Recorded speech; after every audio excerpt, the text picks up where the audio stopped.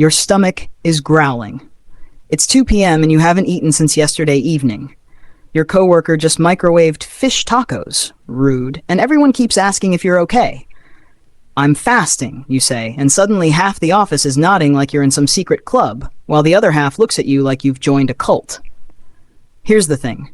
Fasting has become the wellness world's favorite buzzword, but what's actually happening in your body when you skip meals? And more importantly, why does it feel like everyone has a different story about it? Let's talk about what your body is actually doing. When you eat, your body is basically like party time. It releases insulin, stores energy, and gets busy processing everything you just threw at it. But here's what nobody tells you. Your body can only do either storing energy or burning stored energy. Not both. It's like trying to deposit and withdraw money from an ATM at the exact same time. So when you fast, you're forcing your body to switch teams. After about 12 hours without food, your insulin levels drop, and your body goes, okay, fine, I guess we're doing this. It starts pulling from your backup generators, your fat stores. But here's where it gets interesting. Most people think fasting is just about calories in, calories out. Wrong. Dead wrong.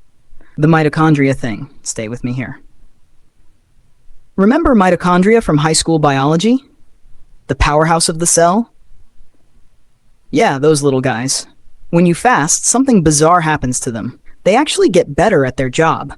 There's this process called mitophagy, basically spring cleaning for your cells, that kicks into high gear when you're not eating. Your body literally starts recycling old, damaged mitochondria and making new, more efficient ones. It's like your cells are Marie Kondoing themselves, keeping only what sparks joy or energy. This is one reason why people report feeling weirdly energetic after the initial hunger pangs pass. Your cellular power plants just got an upgrade. Your brain on empty. Okay, this is going to sound counterintuitive, but your brain kind of loves fasting, not in the hangry way.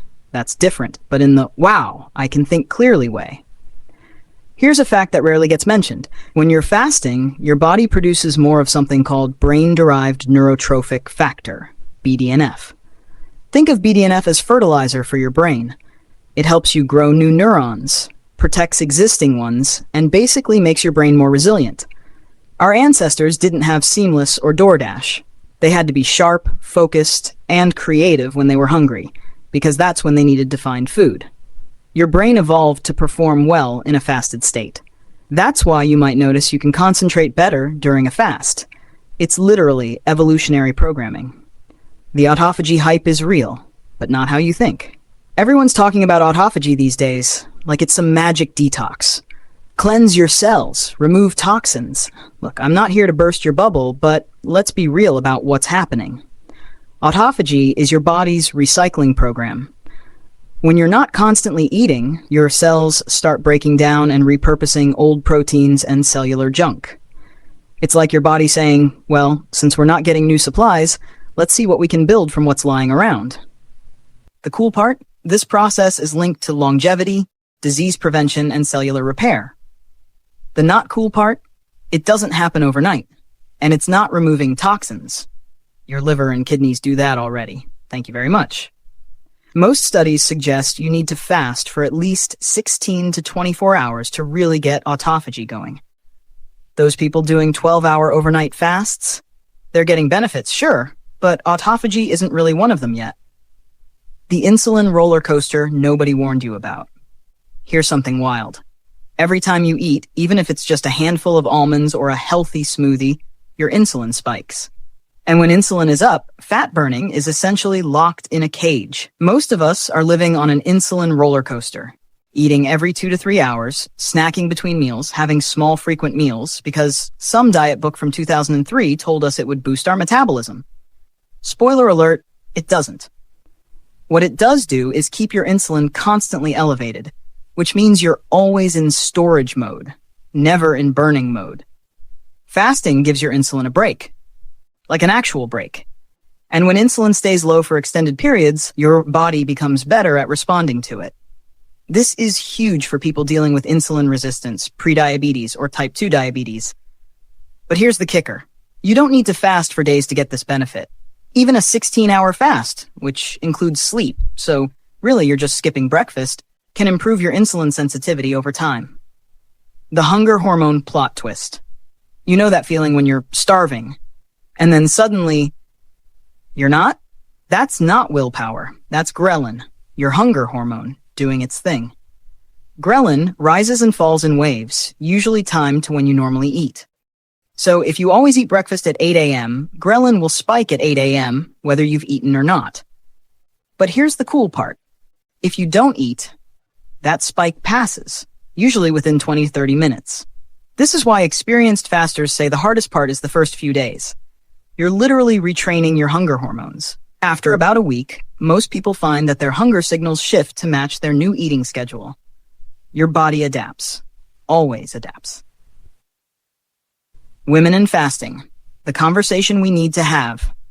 Real talk. Fasting affects women differently than men, and the fitness bras on YouTube aren't always talking about this. Women's bodies are hypersensitive to energy restriction because, evolutionarily speaking, we're designed to carry and nourish babies. Even if you're not planning to have kids, your body doesn't know that. So when you fast, your body might interpret it as, oh no, famine, shut down non-essential functions. This can mess with your thyroid, your menstrual cycle, and your stress hormones, hello, cortisol. Some women do great with fasting. Others, not so much. And it can change depending on where you are in your cycle. The research here is honestly still catching up, but anecdotally, many women find that shorter fasting windows, 14 to 16 hours, work better than extended fasts. And taking breaks from fasting around menstruation helps maintain hormonal balance. The gut thing everyone gets wrong. People think fasting gives your gut a break. And yeah, in a way it does. Your digestive system isn't actively breaking down food. But your gut bacteria? They don't take vacations. Your microbiome is constantly working, and when you fast, it changes what it's doing. Some bacteria that thrive on fiber and complex carbs might take a hit during extended fasts, while others that can survive on your intestinal mucus layer start to dominate. This isn't necessarily bad, but it's also not the simple gut rest story people sell. What's more interesting is that the eating window matters just as much as the fasting window. If you're fasting for 16 hours but then eating garbage during your 8-hour window, your gut isn't exactly throwing a party. The social weirdness factor. Let's address the elephant in the room. Fasting makes social eating awkward as hell. Want to grab breakfast? Nah, I don't eat breakfast. Suddenly you're explaining your entire eating philosophy to someone who just wanted to get pancakes. Or you're at a birthday party at 11 a.m. and there's cake and you're in your fasting window and now you're that person. Here's my take. Health strategies that make you miserable or isolated aren't sustainable. If fasting means you're skipping your best friend's brunch every single weekend, maybe adjust your window. Or don't fast that day. The fasting police aren't coming for you. The people who stick with fasting long-term are usually the ones who make it flexible enough to fit their actual lives, not the ones who treat it like an inflexible religion. What actually happens after week 1? The first week of fasting sucks. Let's just call it what it is. You're hungry, cranky, thinking about food constantly, and wondering why you're doing this to yourself. Week 2? Different story. Most people report energy levels stabilize, no more afternoon crashes, mental clarity improves, hunger becomes predictable and manageable, better sleep if you're not fasting too close to bedtime, digestion actually feels better, not worse. By week 3 or 4, fasting often stops feeling like something you're doing and starts feeling like just how you eat. The mental energy you use to spend thinking about food, planning meals, and snacking gets freed up for other stuff. The coffee debate, yes, we're going there. Does black coffee break a fast? This question has started more internet fights than pineapple on pizza. Technically, black coffee has about 5 calories per cup and doesn't significantly spike insulin, so most experts say it's fine. But the real question is, what are you trying to accomplish? If you're fasting for autophagy and you add cream and sugar, yeah, you've broken your fast. But if you're doing intermittent fasting for insulin management and metabolic benefits, black coffee is generally fine. Coffee with a splash of cream? You're probably still getting most of the benefits. The perfectionism around fasting drives me nuts. Unless you're doing it for specific medical reasons or research purposes, a little flexibility won't destroy everything. The muscle loss myth? that won't die. If you fast, you'll lose all your muscle. This is the gym bro warning that keeps circulating. Here's the reality. Your body isn't stupid. It doesn't immediately start eating your muscles the second you skip breakfast. For the first 24 to 48 hours of fasting, your body preferentially burns fat and glycogen, not muscle. Human growth hormone actually increases during fasting, up to 5 times baseline levels in some studies. Why? Because HGH helps preserve muscle mass during periods of food scarcity. Evolution again. Our ancestors needed to stay strong while hunting for food, not waste away. Muscle loss becomes a concern with prolonged fasting, multiple days, combined with no resistance training and insufficient protein during eating windows. But the average person doing 16/8 intermittent fasting and hitting the gym, they're fine. More than fine, actually. When fasting becomes a problem, I'd be doing you a disservice if I didn't mention this. Fasting isn't for everyone, and for some people, it can become a mask for disordered eating.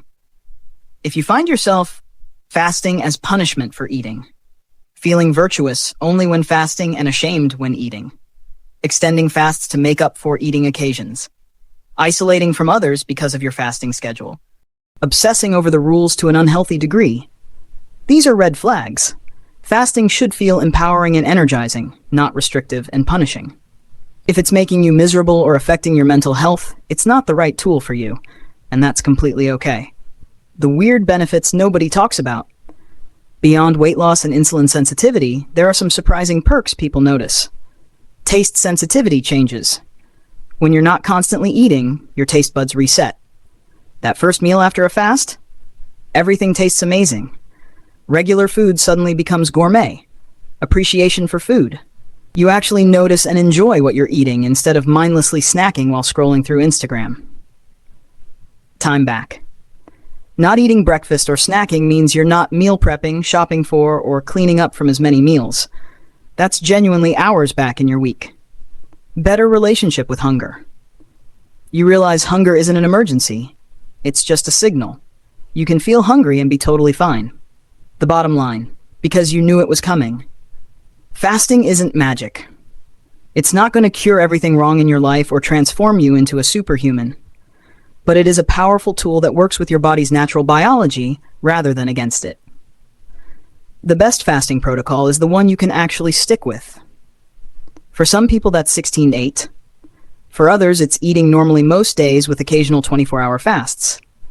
Some people do better with alternate day fasting. There's no one-size-fits-all. Start slow. Maybe push breakfast back an hour, then another. See how you feel. Listen to your body, not the dude on YouTube who's selling supplements, not the wellness influencer who's never mentioned having a period, but your actual body. And remember, we've been fasting since the beginning of human history. It's only in the last century or so that we've had constant access to food. Your body knows what to do with periods of not eating. It's literally designed for it. So yeah, your growling stomach at 2 p.m., it's not an emergency. It's your body doing exactly what it's been doing for millennia, adapting, surviving, and actually thriving in the process. Now, go drink some water and stop overthinking it. So you really did watch this video to the end and haven't subscribed yet? Come on, people, we don't do that here.